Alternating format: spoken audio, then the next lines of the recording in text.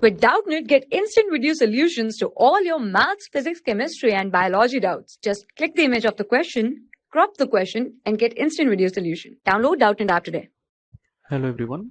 Here the question is statement 1, statement 2 and statement 3 are given. Statement 1 said that equivalent weight of substance can never be greater than its molecular weight. So we know that the equivalent weight is equal to molecular weight upon n factor. N factor is for acid or base, the number of hydrogen ion going to replace. So it is their n factor for acid, and number of OH ion replaced is the n factor for base. So here n factor never be negative. It is always positive number.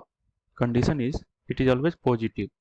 So if n factor is 0, then equivalent weight is equal to 0. And if n factor is 1, or you can say n factor is 2, so n factor is 2, that is molecular weight is equivalent weight becomes half of molecular weight, and n factor is 1, then equivalent weight becomes equal to molecular weight. So in any condition, it is not given that equivalent weight is greater than, it not comes in equivalent weight is greater than molecular weight. So here our first statement say that equivalent weight of substance can never be greater than its molecular weight. So it is absolutely true.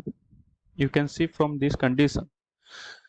Next is our equivalent weight of boric acid. Equivalent weight of boric acid is m by 1, where m is molecular weight. For second statement, we write the reaction. So here H3BO3, that is boric acid, when react with water, that is H2O, it gives BOH4 plus ion or H3O minus. So here it is 2. So here we see that the equivalent weight is equal to molecular weight upon n factor.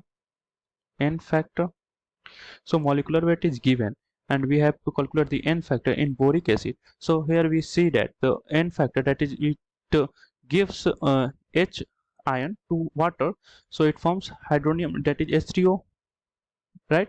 So here it replaces one hydrogen atom. So here we see that this n factor is 1, so it is equivalent weight comes to m by 1. So our second statement said that equivalent weight of boric acid is m by 1, so it is also true. Third statement said that equivalent weight of H3PO2 is m by 3. Let us calculate the equivalent weight of H3PO2. So here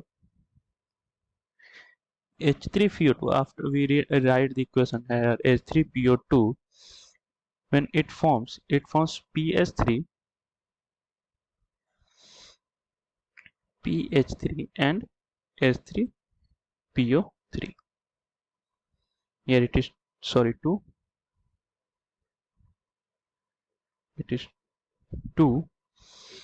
So the n factor here we have calculated by the n factor number of electron exchange upon total mole of number used for a certain type of redox reaction. So here we calculate by this.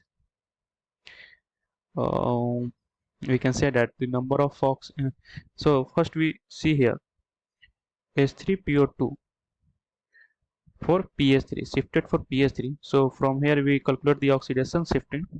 So here oxidation, number of oxidation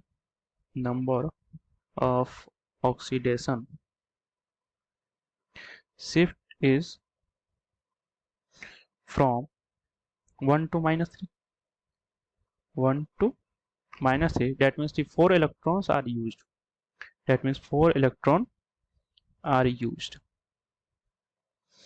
Next we see for H3PO2 to conversion of H3PO2 to conversion of to H3PO3. PO3.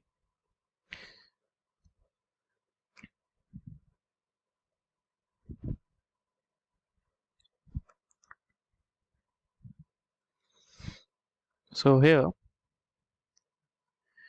if we calculate, here it is also 2.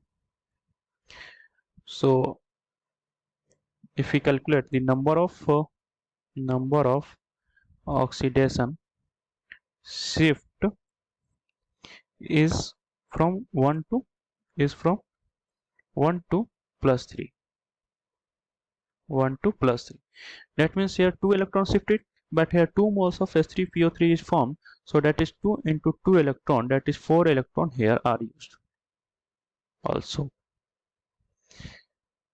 So the n factor by the formula we have discussed earlier, n factor is equal to number of electron